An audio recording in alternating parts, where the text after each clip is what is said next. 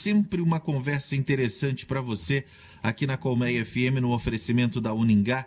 E hoje quem está aqui comigo também para conversar, para falar sobre algo especial, pode ter a certeza de que você vai gostar da nossa entrevista, porque o tema é Empreendedores em Ação, descomplicando a contabilidade para micro e pequenas empresas. É isso mesmo.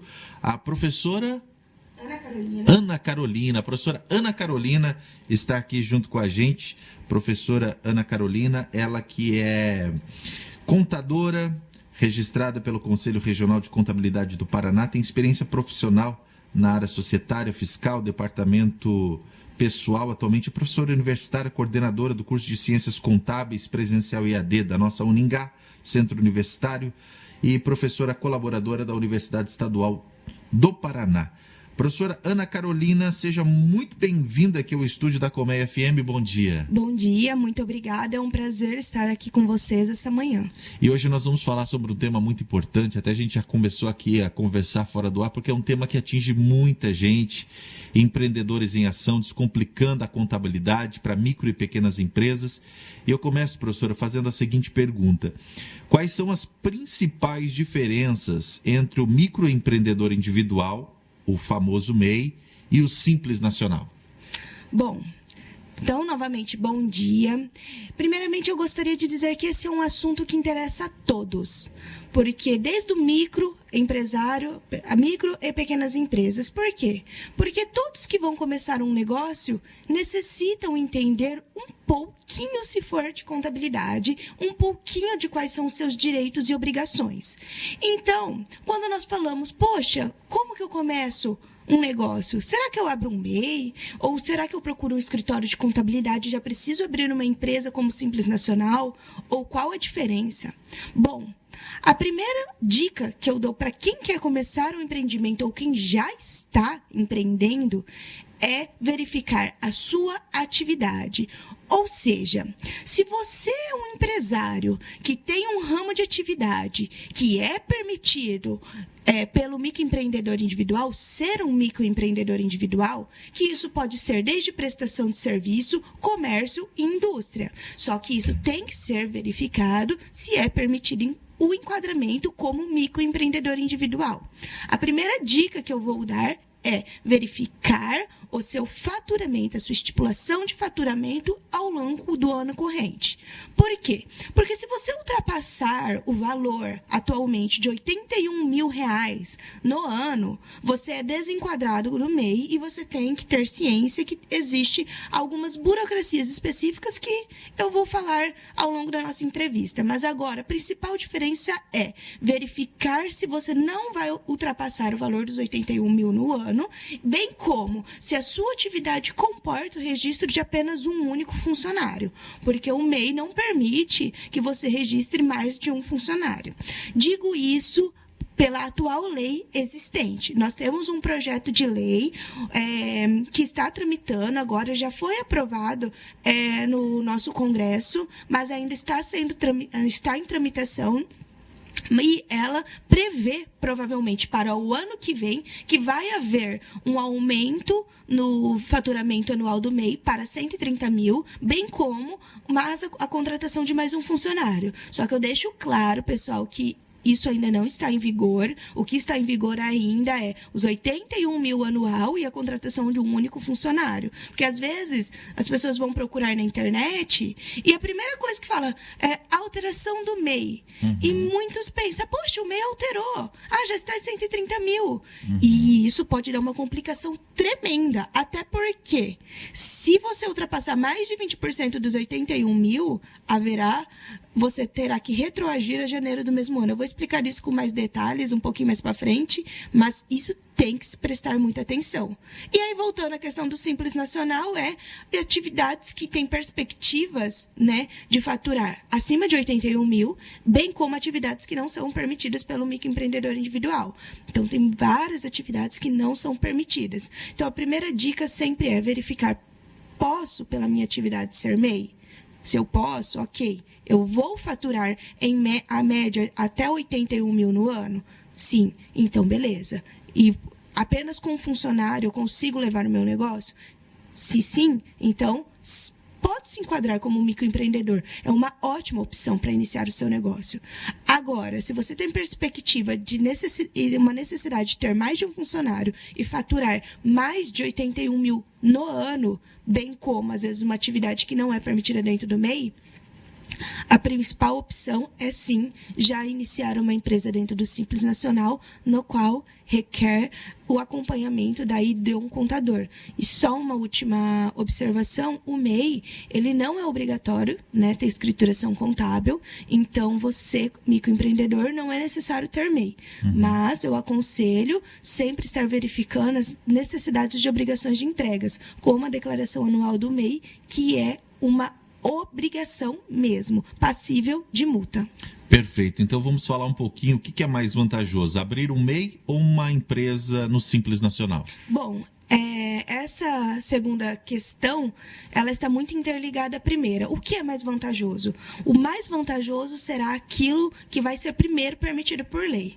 Claro que, para iniciar um negócio, vamos colocar aí, se for uma empresa dentro do microempreendedor individual do ramo comércio, qual o imposto que você vai pagar? Atualmente, você pagaria apenas R$ 61,60 do comércio.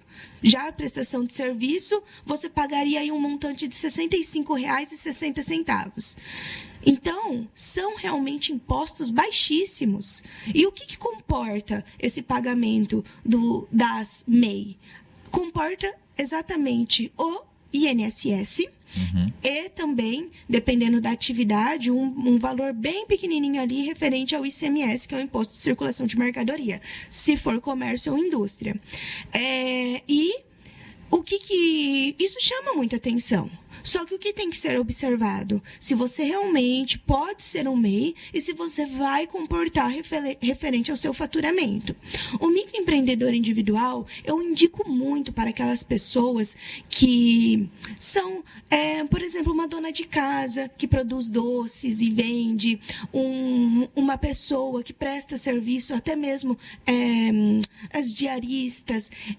Esse tipo de público, mesmo sendo uma prestação de serviço muitas vezes informal, que não há necessidade de emissão de nota fiscal, esse público eu indico, tenha um MEI. Por quê? Porque você se resguarda, ao menos, com a contribuição do INSS, no qual, se você se acidentar, por exemplo, você vai conseguir ter o auxílio do INSS no valor de um salário mínimo, mas você não ficará desamparado.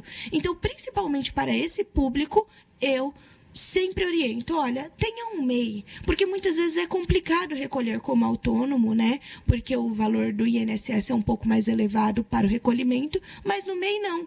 Então, uma pessoa ali que se enquadra como uma prestação de serviço já pagaria R$ 65 apenas e estaria resguardado com o INSS.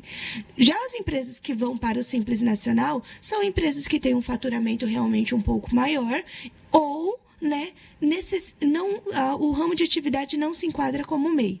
Aí teria que ter realmente a necessidade de um contador. Esse tema ele é muito importante. Eu até estou vendo aqui pelo WhatsApp os nossos ouvintes participando pelo 32451776. A gente tem mais alguns minutos para conversar com a professora Ana Carolina. E essa pergunta também já entra aqui no questionamento do nosso ouvinte. Quais são as razões que podem levar um microempreendedor individual a ser desenquadrado? Após o desenquadramento, o que fazer? O nosso ouvinte está perguntando também o seguinte, é o Leandro. Olá, bom dia. Pode me tirar uma dúvida a respeito do MEI? Meu faturamento de outubro irá extrapolar o valor de 81 mil ao ano. O acumulado de 2022 até aqui está em 82 mil e ainda tem o restante do ano para faturar. O que me sugere fazer? Ótima pergunta, e isso realmente já entra no nosso último questionamento. Então, um bom dia para você, Leandro. Olha, pessoal, isso é de extrema importância para os microempreendedores terem um conhecimento. Por quê? Porque isso envolve questões de multas e questões de pagamentos de diferenças que não vai ser mais nessa taxinha do MEI aí que a gente paga de R$ 65, R$ 60, dependendo aí da atividade. o valor que ultrapassar já se paga como uma empresa do Simples Nacional. Bom, então vamos lá a pergunta. Ele falou que já ultrapassou os 81 mil e já está em 82. Então, Leandro, eu já te aconselho a procurar um contador. Por quê? A legislação prevê que se você passar até 20% do valor estabelecido dos 81 mil, o que isso quer dizer? 20% a mais desse faturamento vai dar 97.200. Se você, dentro do ano corrente, ou seja, 2022, não ultrapassar 97.200, você não precisa desenquadrar do MEI agora, nesse exato momento. Você pode solicitar o desenquadramento e deve, é obrigatório, tá? Porque você ultrapassou os 81 mil previstos em lei. Então, em janeiro do ano subsequente, ou seja, em janeiro de 2023, você já tem que fazer o comunicado de desenquadramento e em janeiro de 2023, você realmente será desenquadrado do MEI. Por quê? Porque você ultrapassou o faturamento. E quando for realizar a declaração anual do MEI, será gerado uma guia no qual você vai ter que pagar um imposto, né, sobre esse valor que excedeu os 81 mil. Então, esse valor que você cedeu, você realmente vai ter que pagar. E vai ser tributado como uma empresa do regime do Simples Nacional, ok? Então, você perdeu a questão do microempreendedor individual. Você agora vai entrar no Simples Nacional. E uma pergunta que sempre me fazem, né?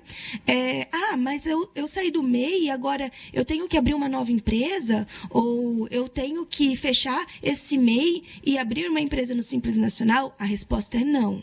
Não há necessidade. Você pode manter o seu CNPJ, só que aí eu aconselho a procurar um contador para que seja feito isso. Então, você vai poder manter o seu CNPJ, esse contador vai fazer todo o processo de desenquadramento do MEI e você, automaticamente saindo do MEI, você vai se tornar um empresário individual com registro na Junta Comercial do Paraná e será uma empresa automaticamente enquadrada no Simples Nacional.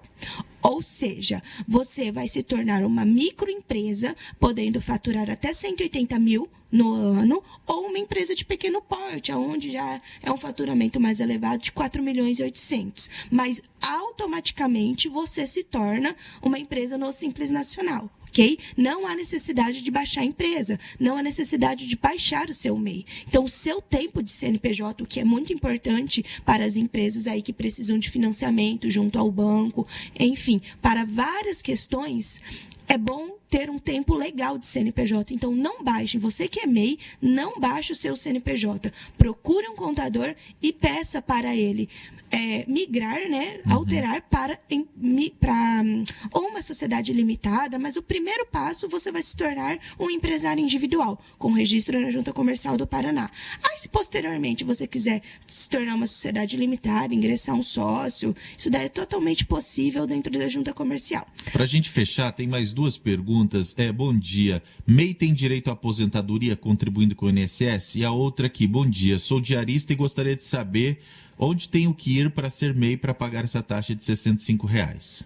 Ótimas perguntas. Bom, o MEI, ele tem direito à aposentadoria, sim. Só que eu vou fazer uma ressalva, e uma ressalva muito importante. O MEI, ele contribui apenas com o salário mínimo.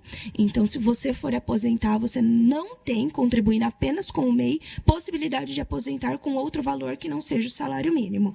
E o MEI, ele tem uma contribuição apenas por idade. Ou seja, não conta como tempo de contribuição.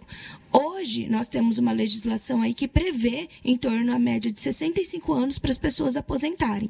Então, você, microempreendedor, vai poder aposentar apenas quando a legislação previdenciária da época prever a idade e também tem que ter o tempo de contribuição. Então, se você já está contribuindo desde já, isso não será um fator, mas é questão da idade. Então, falar, posso aposentar por tempo de contribuição? Não, você aposentará apenas por idade. Então, essa é uma observação muito importante que deve ser feita. Mas, sim, pode ser aposentado, porque contribui para a Previdência, contribui para o INSS.